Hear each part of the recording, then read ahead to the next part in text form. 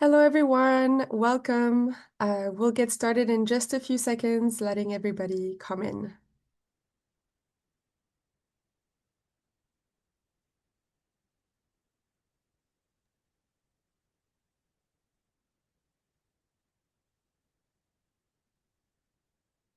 Hi, everyone. Thank you for joining. We'll get started in just a few seconds. Thank you.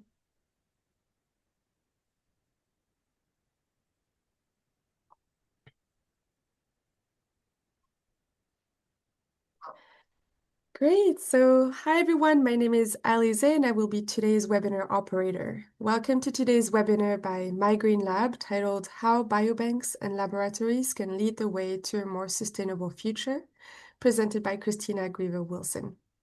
Before we get started, I would like to go over the format for this webinar. Christina will give a 40 to 45-minute presentation. After the presentation, a question and answer period will take place. All lines will be placed on mute during the presentation. You may post written questions during the webinar by using the question box in your Zoom panel. After the presentation, all questions will be answered. I am now happy to introduce the presenter. Christina Grieve-Wilson is the Director of Communities at Migraine Lab. As a part of the Standards and Technical Resources team, she supports a multitude of Migraine Lab's programs to ensure their continued rigor and relevance. Additionally, she is involved with strategic projects, writing and speaking engagements, and leads on the International Laboratory Freezer Challenge. She has been in the laboratory sustainability field since 2015, first at the University of Colorado Boulder, and since 2019 with Migraine Lab. Christina, you're welcome to start your presentation. Thank you so much, Elise. And very happy to be here supporting this partnership between Migraine Lab and ISBR. Thank you all for taking the time to join me today for this presentation. And I look forward to your questions at the end and getting through as many of those as possible. Looking forward to this. Let's start with a poll question just right off the bat. So Elise is going to pop that first poll up just to get a sense of who we have in this virtual room. You should see a pop-up on your screen here in a moment. And if you could just take a couple seconds and let me know what best describes you, what sort of environment you work in, and we'll close the poll in 10 seconds.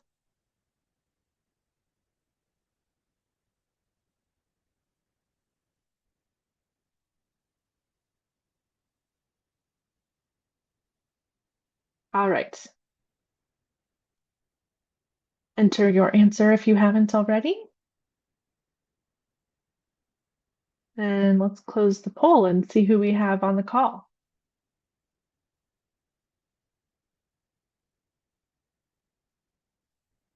All right.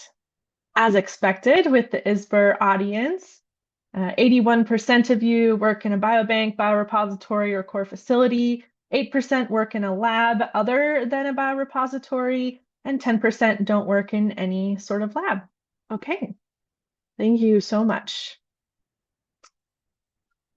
So I've specifically catered this presentation today to the biobanking and biorepository audience, of course, because this is a collaboration with ISBR, but much of what I'm about to say can apply to any research laboratory. If I say lab in this presentation, you can superimpose biobank or biorepository or whatever works best for your environment. So the roadmap we're going to cover today. I'm going to talk about what it means to green your lab or implement laboratory sustainability practices. And I'm going to talk about the freezer challenge and how your lab or biorepository can do this program. And then I thought about what might be most relevant besides the cold storage discussion to the biobanking and biorepository audience. So I'm going to touch on sustainable procurement and sustainable resource management because any sort of laboratory likely does purchasing. And then logical next steps for how you can take this information from this presentation and implement it in your research space. So My Green Lab is a global nonprofit organization, and our mission is to build a global culture of sustainability in science to transform the research industry into a global leader on environmental sustainability. And we do this through education, through community engagement, and our market-leading certification tools, which I will touch on today. And we are trying to inspire the scientific community, of which you are a part of, to integrate sustainability into everything that they do or you do. So this is pretty aspirational, but we have been supporting laboratories with resource reduction and sustainability for over a decade now. And our vision as an organization is ensuring a world where all science is conducted in a way that benefits the health and well-being of people and our planet. So the word sustainability gets thrown around a lot today, and for many of us, our eyes sort of glaze over. Like, what does this word mean? So I'd like to touch on this at the start. A common definition of sustainability comes from the Brundtland Commission, which was sort of a sub-organization of the United Nations. And this definition was proposed in 1987. Something is sustainable if it meets the needs of the present without compromising the ability of future generations to meet their own needs. Pretty simple. Thinking about what do we need now, what do future generations need too, and how can we ensure both of those things? Sustainability, or a lack thereof, isn't just concerned with environmental costs and benefits. It's a multifaceted concept that considers people, the planet, and profits all together. You can't have sustainability in something without environmental protection, without social equity, and also without economic development.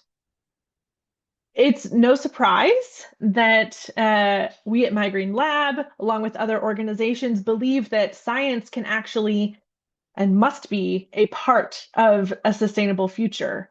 The main role of science is to increase our knowledge of the world and improve the health and well-being of people and animals, and increase our knowledge. Many scientists are waking up to the idea that the ends of doing science do not justify the means, that science and scientists must play a role in reducing greenhouse gas emissions, in water conservation, energy conservation, reducing waste, in order to more effectively accomplish this mission of improving our world and gaining more knowledge about this world that we live in. So that's why we're here, and we're going to talk a little bit more about this. So we all are aware that there are too many greenhouse gases in our atmosphere, and this is human-caused or man-made issue. Carbon is one of those greenhouse gases, and laboratories are playing a role in increasing carbon in our atmosphere because they actually have quite an outsized impact. They are much more energy intensive and water intensive than office spaces of similar size. Laboratories are some of the most energy and resource intensive buildings that we build on this planet. Laboratories worldwide are generating at least 5.5 million metric tons of plastic waste each year. This is about 2% of global plastic waste. And if we take this a little bit further and think about carbon, one of the sectors that My Green Lab has been looking into in recent years is the biotech and pharma sector. I think arguably, this is a major chunk of R&D around the world. Biotech and pharma is estimated to have a carbon footprint of 397 million metric tons of CO2 annually, which is equivalent to over 1,000 natural gas-fired power plants. This industry in particular has a massive and growing carbon footprint, and I think we could argue that science and research globally does as well. We just have a bit more data on the biotech and pharma sector. And if you're curious to read more about that, we have been putting out a carbon impact of biotech and pharma report over the last 4 years. This is the QR code to take you to download the 2025 report. And, we're paying close attention to this sector and helping to write about the carbon impact of this sector, because it's, of course, even if you're not a part of this sector, we know that this is a large chunk of the scientific enterprise globally. Many companies within biotech and pharma are reporting on their carbon emissions, which is great, and they are setting carbon reduction targets. But many more could be, and we're drawing attention to that in this report and are pushing organizations to do better and strengthen their carbon reduction goals. My Green Lab works with biotech and pharma, but we also work across academia, government laboratories, clinical and hospital laboratories with our programs. And I look forward to working with many of you in the future, I hope. So wanted to mention the carbon impact of biotech and pharma report as like kind of one of this bigger picture efforts that My Green Lab is involved with. Just so you have an awareness of how we are trying to live our mission and influence the entire scientific industry before we talk about more on the detail level about actions at the lab level. We both need bottom up and top down approaches to truly build a sustainable future. So in this same vein, I want to mention the United Nations Race to Zero. The Race to Zero is a global campaign rallying non-state actors, including companies, cities, regions, and institutions, to take rigorous and immediate action to have global emissions by 2030 and hopefully deliver a healthier, fairer world. We were very honored and pleased to be chosen as a breakthrough outcome for the United Nations Race to Zero a few years ago, a 2030 breakthrough outcome for the pharma and medtech sector. And the actual language of this is that 95% of labs across major pharma and medtech companies will be My Green Lab certified at the highest level, the green level, by 2030. And this goal sort of unites all of this industry to achieve the highest level of My Green Lab certification by 2030. And I'm pleased to say that we are successfully working towards this goal. I believe we are working now with 42 of the top 50 biotech and pharma organizations globally by revenue. My Green Lab certification is one of our flagship programs, our flagship certification program, and it really is setting the bar for what it means to be a sustainable laboratory around the world today. I'm going to talk more about what's involved in My Green Lab certification at the end of my presentation. So as what I've initially shared with you, we are an ambitious organization, and our 2030 ambition is really industry transformation across science. We believe that the scientific industry can lead the world to a more sustainable zero carbon future. And also that by 2030, there will be a thriving culture of sustainability at every leading organization in science. So we are laying the groundwork for this with our programs and with the partnerships and the collaborations that we are trying to leverage across the different components of the scientific industry. This is a snapshot of what lab sustainability around the world looks like today.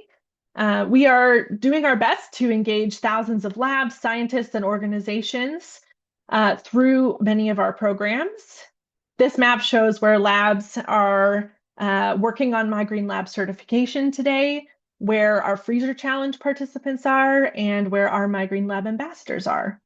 This is a growing movement, and I invite you to be a part of it.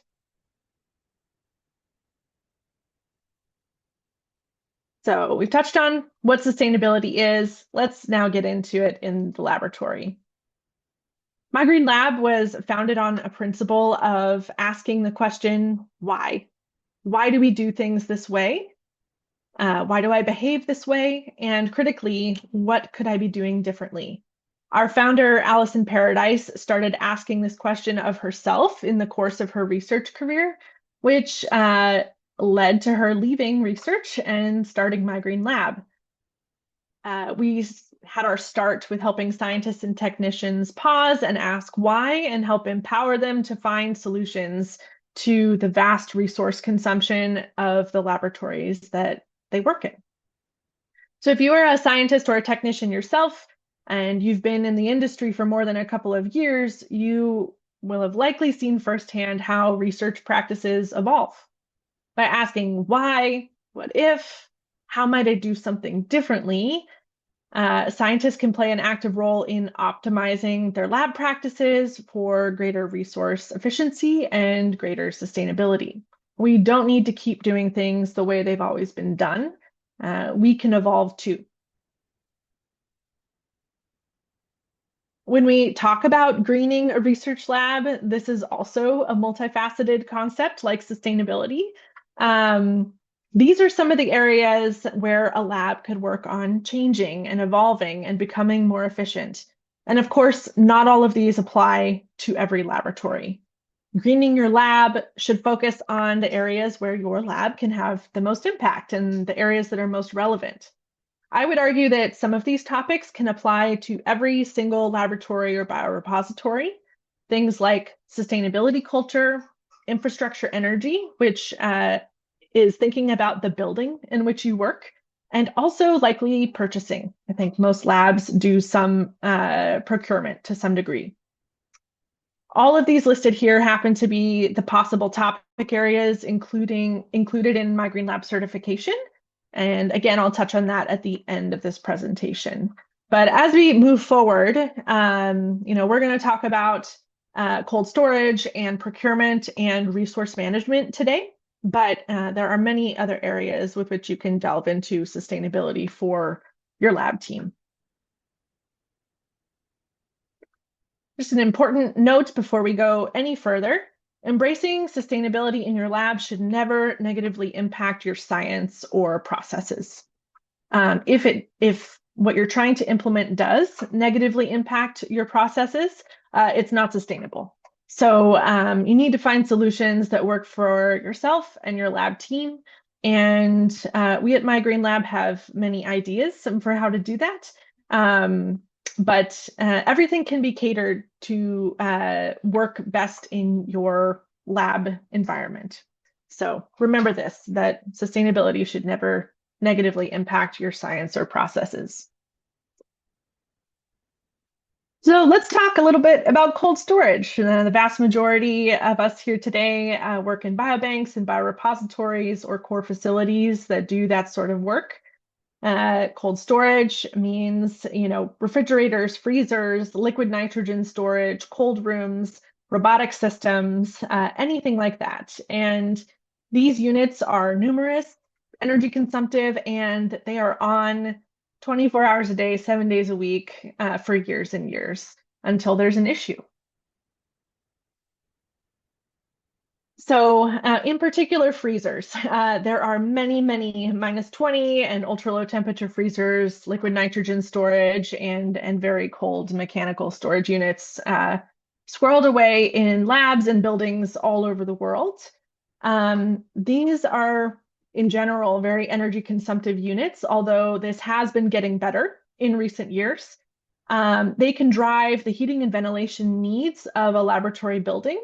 And heating and ventilation is also a very energy consumptive process.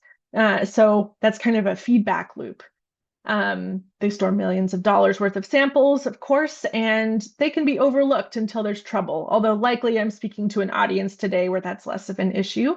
If you're in more of a traditional R&D or academic research lab where freezers are a tool, not your main focus, they can often be overlooked. probably less so in the biobanking biorepository space.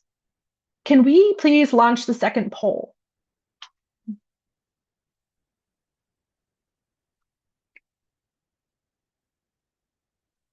Okay. This question is, has your team participated in the freezer challenge? I'm just gauging whether people are familiar with the freezer challenge. And this is the International Laboratory Freezer Challenge, which is a partnership between Migraine Lab and I2SL. If you could just take a moment to answer, we'll close this in 5 seconds.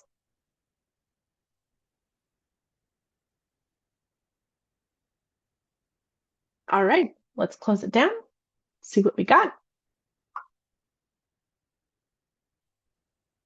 All right, 34% say they have participated in the freezer challenge before, 58% of attendees today, and we have 50 attendees on the call at the moment, say no, they have not done the freezer challenge, and 8% say not sure. Great. So some new information for some of you, and hopefully important information for most of you. So freezers are numerous and highly important, and they can be overlooked. This is why the freezer challenge was created over a decade ago. It was started in academia by a few Green Labs professionals that wanted to encourage their scientists on their campuses to get thinking about their freezers and doing preventative maintenance and cleaning out unneeded samples on a regular basis. And this program has grown tremendously over the years.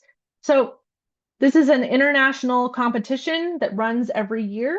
The QR code here can take you to the website to learn more about the Freezer Challenge, but let's get into it a little bit. I'd like to encourage all of you on the call today to sign your labs or biorepositories up to do this competition this year, if possible. So any laboratory, biobank, biorepository around the world that has cold storage can do this competition. And very importantly, it is a free program. No cost at all to do it, except for the changes that you're implementing in your lab. Obviously, if you need to order racking systems or boxes or brushes to brush the frost, those things are on you and your lab to provide. But the program is free. And the goal of it is to improve energy efficiency, sample integrity, sample access, risk prevention, and cost savings for your research organizations. And it generally runs every spring from January to July 1st. And a special note for those on our call today, there is a biorepository award category for all of the 4 sectors that we recognize in this competition: academia, clinical hospital, biotech pharma, and government labs. So we do award a lab award to a biorepository or biobank in each of those 4 categories every year. Which is really exciting, and I hope is additional motivation for you to sign up. What's involved in the Freezer Challenge? So again, the purpose of this is to implement sustainable and energy efficient best practices in a few different categories. So preventative maintenance, materials management, temperature tuning, retirements and upgrades, and then cutting edge actions. Those are things like having barcoded inventories and trialing room temperature sample storage, if that's something that's relevant to your team. And this green line here at the bottom is very important. Labs work at their own pace and pick and choose what actions they want to do. There's nothing in the Freezer Challenge that's prescriptive. You skip over sections that are not relevant to you or that your organization has a policy, that prevents you from doing, or if the sample storage methods require strict conditions that cannot be changed. We fully understand that. And so the Freezer Challenge is very flexible. Labs pick and choose what they want to do. The actions in the Freezer Challenge that equate to energy savings are preventative maintenance. This first category is cleaning the filters and coils on units and brushing the frost out of cabinets and off of door seals. The second preventative maintenance action is doing a full defrost, and please only do this for units that need it. Um, the third one is energy efficient upgrades, looking to the US EPA's Energy Star guidelines for selecting energy efficient cold storage units if your team needs to purchase new units. Retiring units that are no longer needed without replacement. This might not be relevant to the ISBR audience, but it's definitely relevant to some research labs. And then adjusting the set point of ultra low temperature freezers from -80 degrees Celsius to -70 degrees Celsius. And again, that's something that can be fully skipped if that's not relevant to your biorepository. Those are the actions that equate to energy savings. And one of the cool things about the freezer challenge as you're working through the score sheet online is that we're providing estimates for you about the energy saved based on the actions that your lab team is doing. So you can see that as you progress through the challenge, and it can also challenge you to do a bit more if you want to see those numbers go up. And there are many participation benefits to doing the freezer challenge. Of course, increasing energy efficiency in your space, reducing costs for your institution in the form of lower utility bills, better sample accessibility, improved sample integrity. These 2 points, knowing where all the inventory is, and notably keeping doors closed as much as possible. Again, this may be more relevant in a research lab, not a biorepository. Risk mitigation through preventative maintenance. And then this program is designed to be fun, a team building project. Hopefully you're not doing it alone in your organization, and you can put a team together to work on these different aspects of the program over the course of the springtime until July 1st. And the potential to be rewarded and earn recognition for the actions that your group has taken. So it's a great program, and again, it's free and flexible. Briefly, how it works. A biorepository, a biobank, or a lab registers as a lab on the Freezer Challenge site, and then they gain access to their score sheet. And then the team implements best practices at their own pace. And we have a bunch of resources on the Freezer Challenge site to help you do this. Over the course of looking at your score sheet, you can then understand your lab's estimated energy savings, and you can see how you compare to peer institutions on our leaderboard.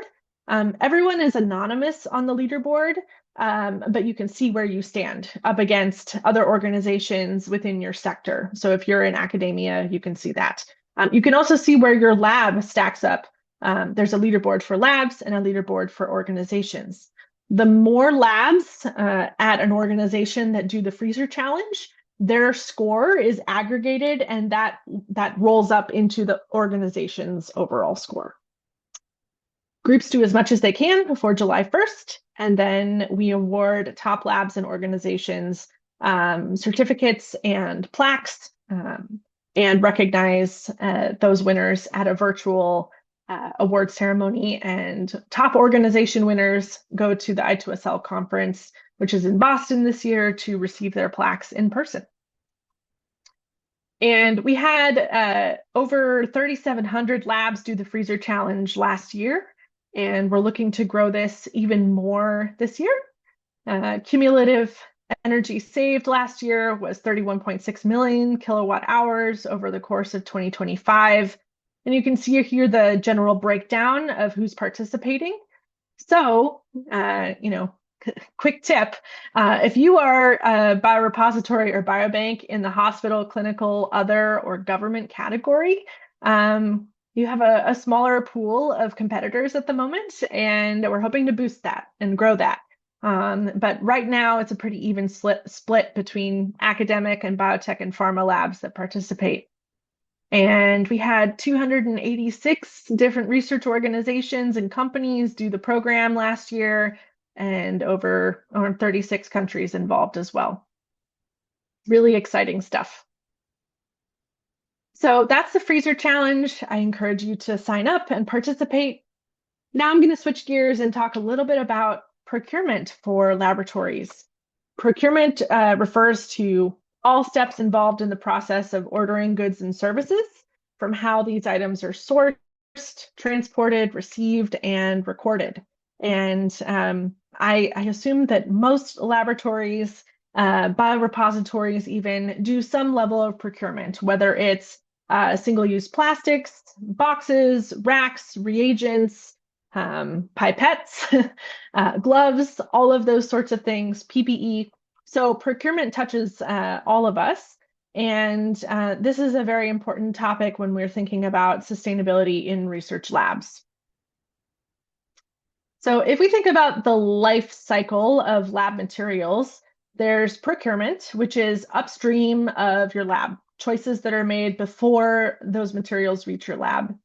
Then the in-lab use of those materials, we talk about this as resource management. And then finally, waste management is downstream from your laboratory.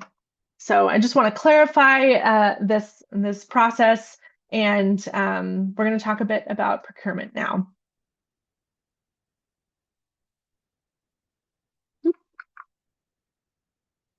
So what matters most in procurement?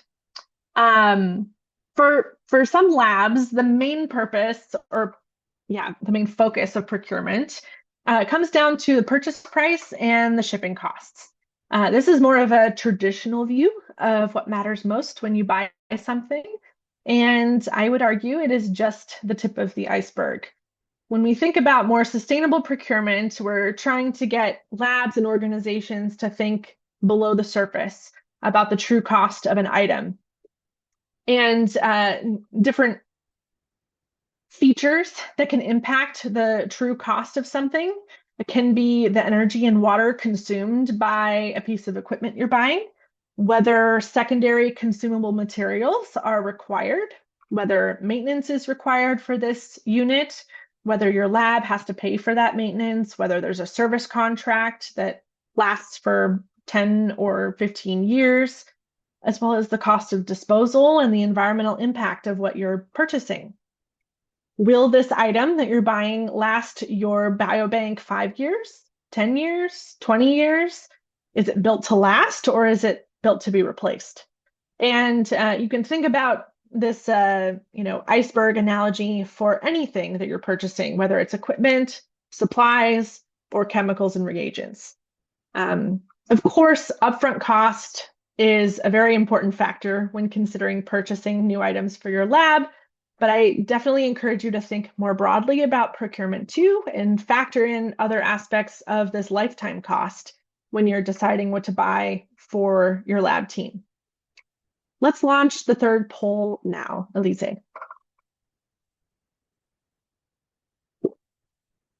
I am curious whether your department or organization has a sustainable procurement policy. And that would be a written policy somewhere that you're aware of.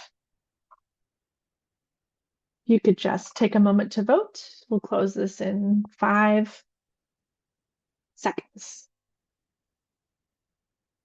All right, let's close it up.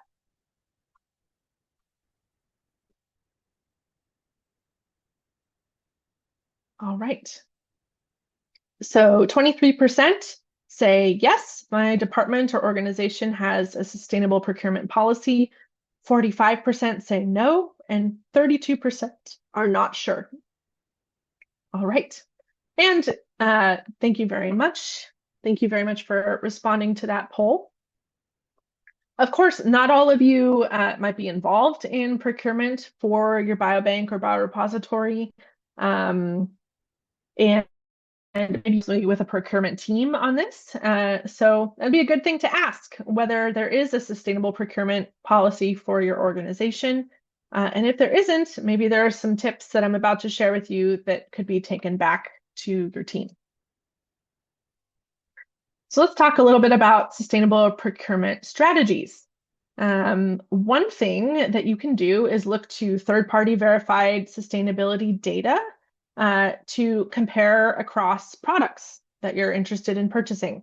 The My Green Lab Act Eco Label is one third-party verified label that you can use for this.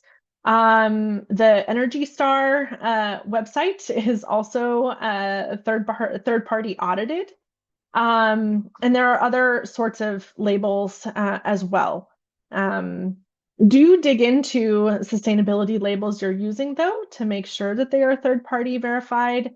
This just adds greater support and strength to them. One thing that's really neat about the ACT Eco label is that it allows comparison between manufacturers for the same types of products.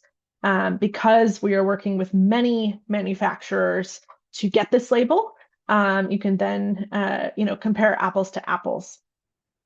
I'll talk more about the ACT Eco label here in a second. Some other sustainable procurement strategies. Of course, this is a little bit self-explanatory, but check your inventory before purchasing more for your team. And if you don't have a good inventory on supplies or equipment, not just your research samples or your biobanking samples, but inventory on supplies, that would be a great place to start so that you're not over purchasing. The third point here is right sizing your purchases. What this means is don't buy more than you need. If you do, that means that your lab space or your biobank becomes a storage closet if you're buying way more than you need to use. So buy the right volume for your usage rate. If you have extra, see if there's someone else at your organization that you can share those supplies with.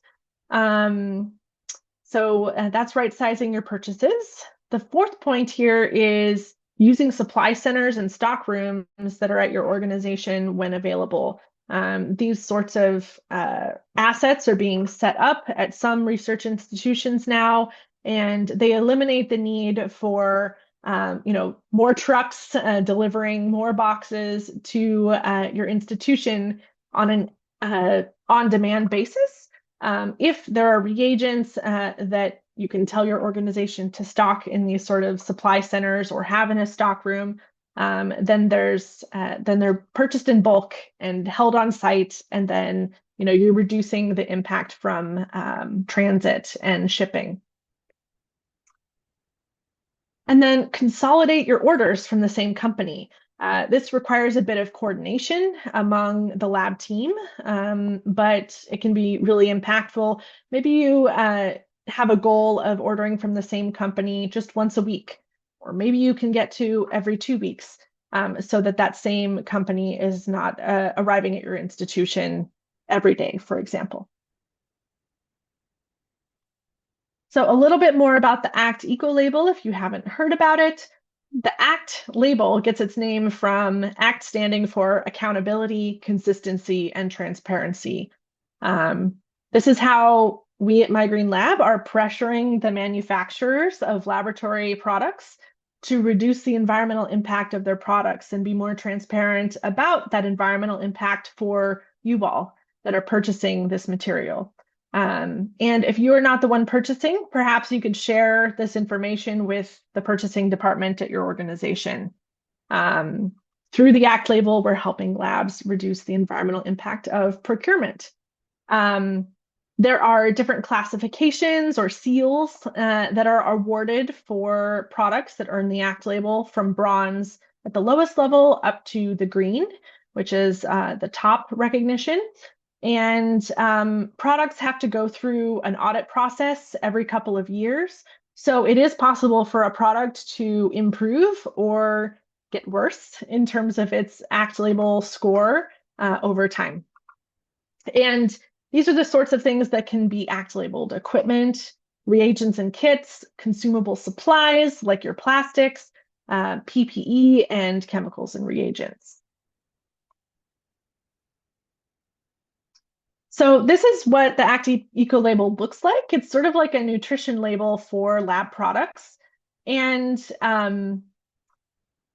it tries to communicate sustainability attributes of a product clearly and directly.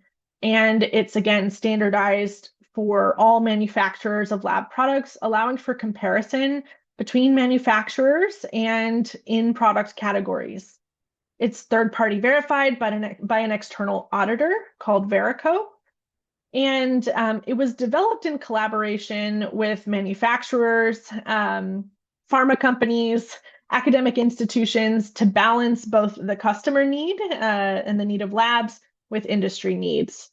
There are weighted categories now to reflect the true environmental impact of a product. And we also now include the carbon footprint and the method of carbon reporting where available. So hopefully some of the logos here you recognize and work with these companies. We have thousands of lab products that have ACT labels now across 56 companies. And this second line here is indicating that we have a lot of products in audit and new companies that are in the audit process right now that are not represented on this list yet. And in a couple slides, I guess I don't have the database link. There's going to be some resources sent to you after being a part of this webinar, and one of them is the ACT label database so that you can peruse that, and that's free to use for any lab. You don't even have to register or sign up. And I'd like to share that we have this program called the ACT Label Eco-Label Channel Partners program now. And these are distributors and partners that have procurement information where labs are going and procuring materials from these partners. And all of these listed here are committing to use the ACT label in their distribution platforms and marketplaces moving forward. So look out for seeing more ACT eco labels next to the products that you're procuring very soon. And we're working with more and more partners trying to get more signed up as well.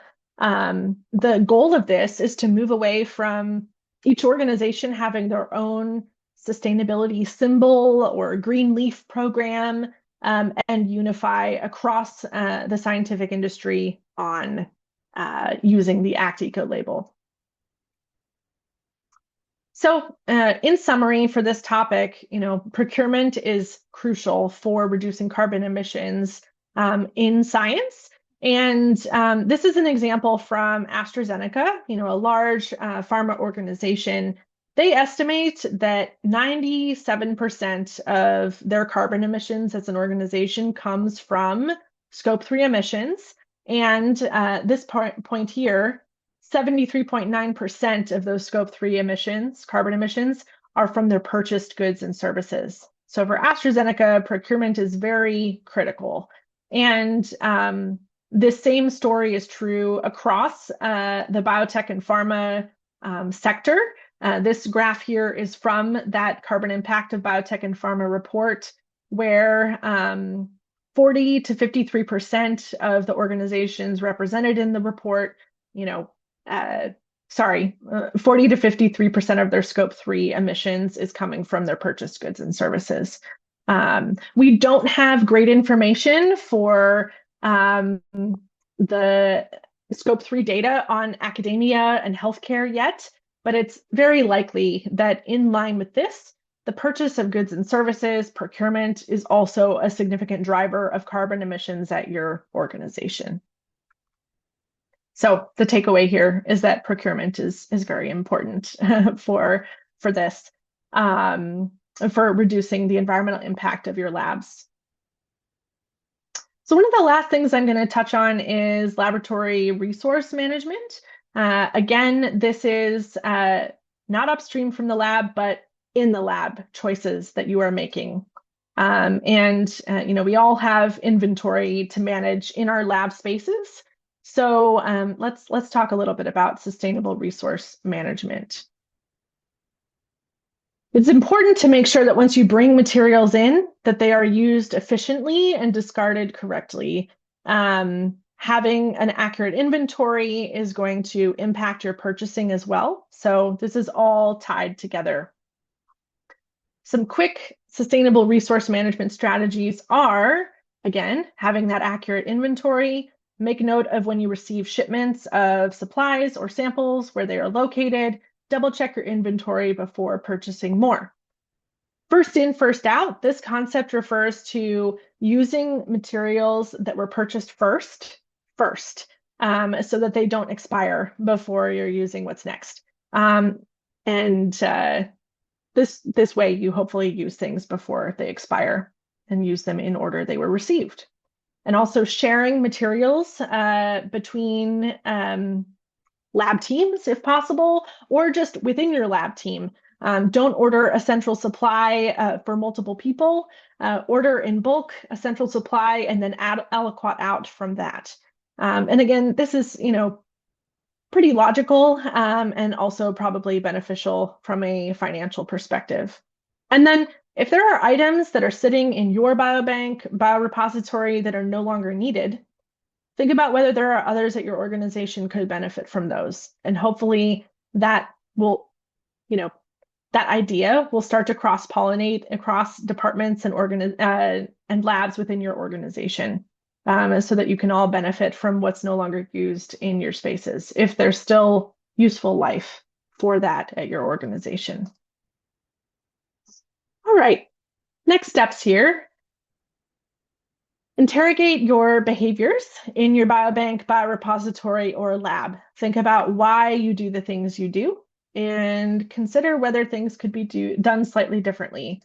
Don't be afraid to try something different or pilot a new idea. Bring it to leadership at your organization, suggest something, speak up, and give it a try and see if it's helpful for reducing resource use in your space. Work on finding solutions that you can sustain. This means removing barriers to having you or your lab team do these actions. Something is not sustainable if it's harder. So think about what prevents my team from doing it this new way and see what you can do to adjust that. Thinking about barriers is really important in this process. And a suggestion to focus on where your lab uses the most resources first. So if you are a biobank and biorepository and the biggest energy load is from your freezers, focus in on sustainability with your freezers. So I'd like to end here with reviewing MyGreenLab's programs. I've mentioned MyGreenLab certification and talked about the ACT label. Our other certification is the MyGreenLab Accredited Professional Program, certification for people. And so that's available to you if you want to dive deeper into laboratory sustainability topics. Beyond our certification, we have education and engagement tools. I've mentioned the Freezer Challenge in detail, but there's also another free program, our Ambassador Program. Anyone that works that touches the scientific industry can become a MyGreenLab ambassador and join a community of change makers that converse on Microsoft Teams, sharing ideas, asking questions. So that's a great option available to you. And then I mentioned some of our research and advocacy programs as well, the Race to Zero program that we're involved with, but also there's Million Advocates for Sustainable Science. This is a letter signing campaign to encourage the funders of science around the world to prioritize environmental sustainability in funding decisions. So MyGreenLab certification is definitely an option for labs that want to carry this forward in a more dedicated, project managed way. So any laboratory can become MyGreenLab certified. Some of the reasons you might want to do this are to, of course, reduce the environmental impact of your research and operations. We have seen labs on average receive a 5x return on investment for the investment in doing MyGreenLab certification. You can improve safety in your lab by reducing hazardous chemical usage, implementing green chemistry practices, and of course, increasing employee engagement with the sustainability discussion. The certification process is pretty straightforward. Labs are given the opportunity to assess today their baseline. How do we do things today? And this is in the form of an engagement survey for the lab team and an assessment tool that a lab lead uses. And then there's a change implementation phase. So you're not graded on where you are now, you're encouraged to improve. And once you've taken the time, usually 3 to 6 months, to implement the changes that you want to make, you submit for certification. And then there's a certification review by the Impact Laboratories team, which is a subsidiary organization of My Green Lab. And labs that are certified have to recertify every 2 years to keep that certification. And at that point, they just resubmit for certification. You don't have to start back over at the beginning. And My Green Lab certification is rapidly becoming the global gold standard for laboratory sustainability, recognized by the Race to Zero, the EPA, and by some key funders over in the UK. So the My Green Lab community is strong and growing, and I invite you to be a part of it. 4,800 labs are engaged in the My Green Lab certification program now, and we are working with, again, 43 of the top 50 pharma and biotech companies around the world by revenue. Our ambassador program is growing strong. I invite you to be a part of it.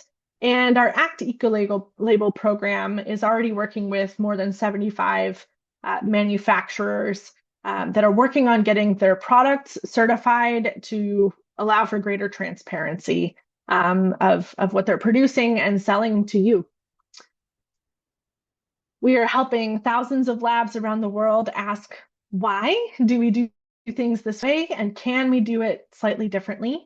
We've been doing this since 2013, and we're helping labs understand that they have some control and agency in how they conduct themselves in their lab spaces, and allow for some flexibility to introduce sustainable practices.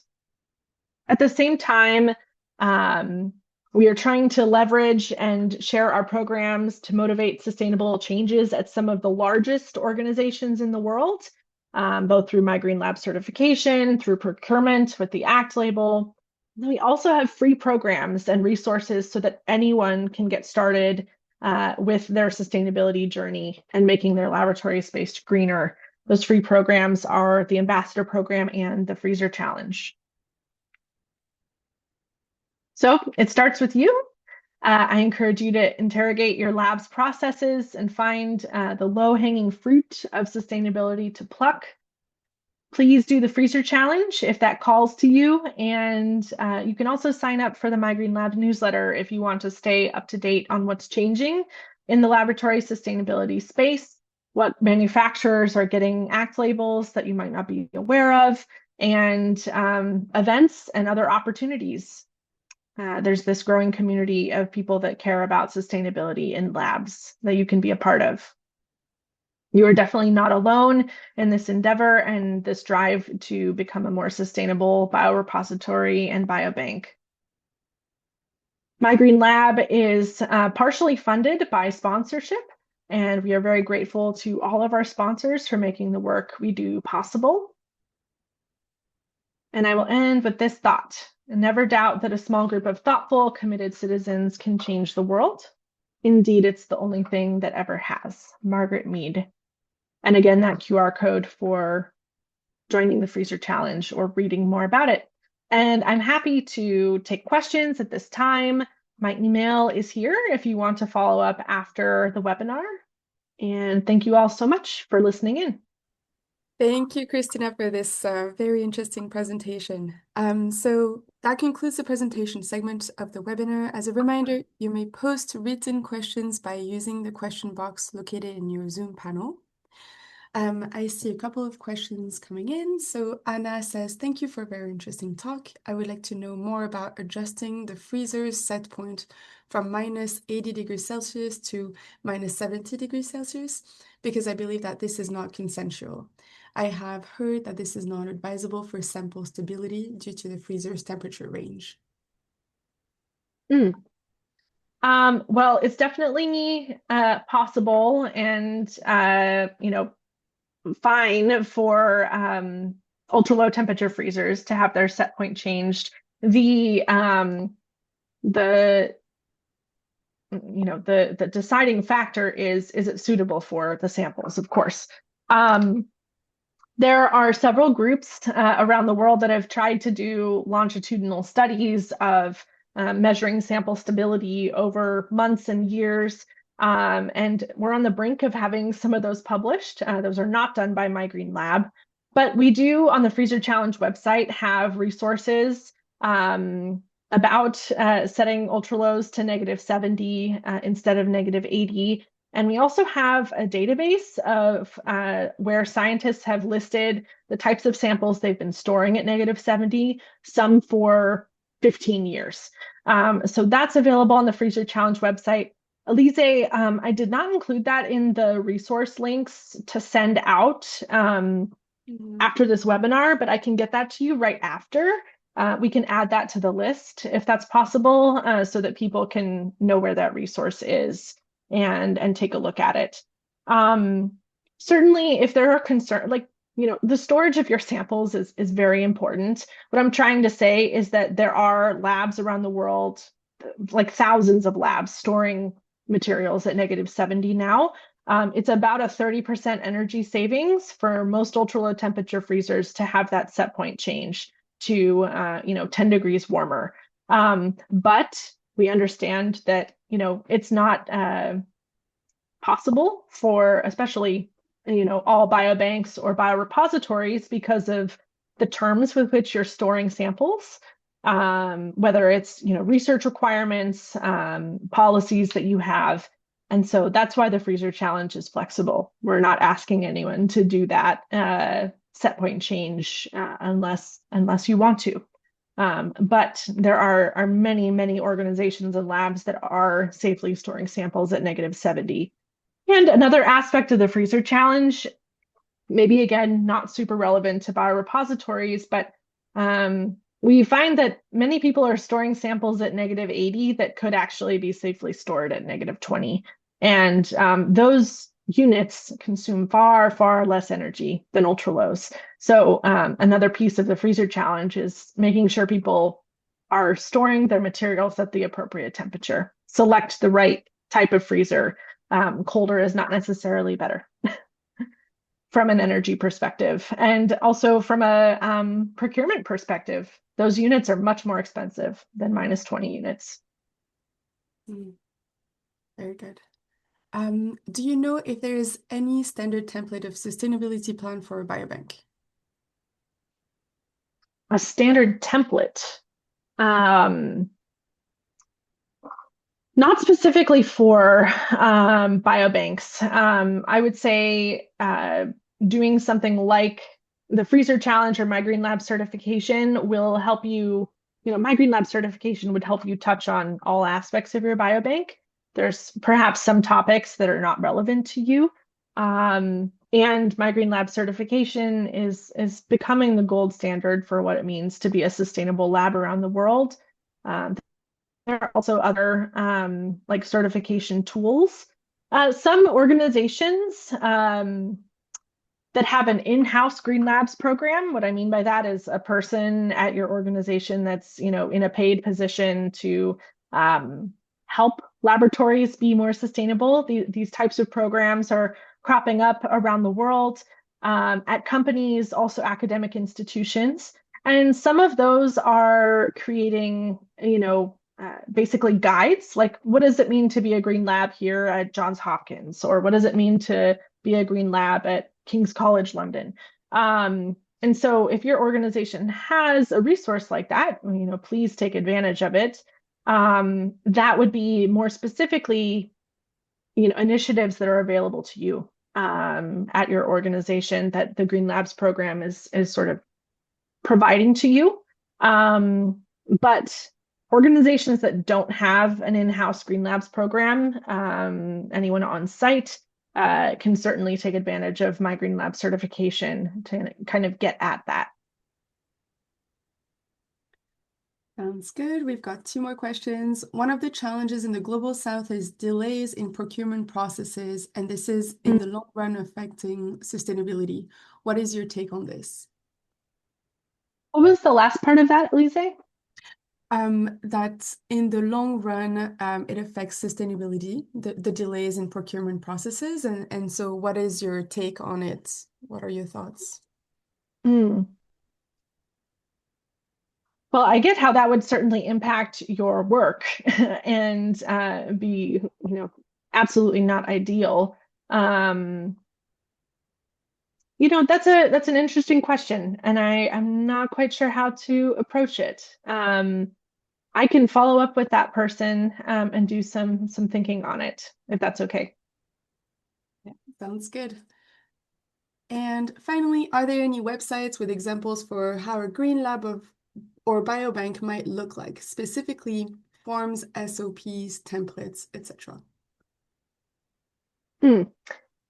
Yeah, through my Green Lab certification, we do have resources available to the labs doing that program that are, part of portal. And yeah, that does have some SOPs, some guides, some things that a lab can work through to say do a waste audit. So those resources are provided to support labs going through certification. We do have some templates pertaining to cold storage up on the Freezer Challenge site. Again, the Freezer Challenge is free. You can register and access all the resources there, for no fee at all, even if you don't submit anything for the Freezer Challenge this year. Yeah, and we're continuously trying to add more resources like that to our programs. If there is something in particular that would be useful to you, um, please shoot me an email and I can see if it already exists or we can put it in the roadmap. My team at My Green Lab is working on resource development, so we can hopefully make that happen for you soon. So yeah, my email is just Christina@mygreenlab.org, and feel free to send me a message. Great. We've got a few more questions, but we're running out of time. What we're going to do is we're going to put Christina's email in the thank you email if you'd like to reach out to Christina directly to have your questions answered.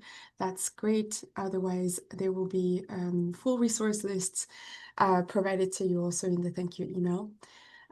So we are at the top of the hour. We will wrap up now. So thank you very much to you, Christina. And thank you for My Green Lab for organizing this webinar today. And thank you to all of our attendees for watching today's webinar. We hope you have enjoyed this session. As I mentioned, an email will be sent with the recording of the session along with Christina's contact information and resources and links. Before we wrap up the webinar, we would like to invite you to check out the other webinars presented by ISBER that are available on the isber.org website under webinars. ISBER is also pleased to invite you to its next meeting, the 2026 Global Biobanking Congress, taking place in Shenzhen, China from April 21st to 23rd. If you've never been to China, this is a great opportunity to do so. And for more information, please visit the isber.org website.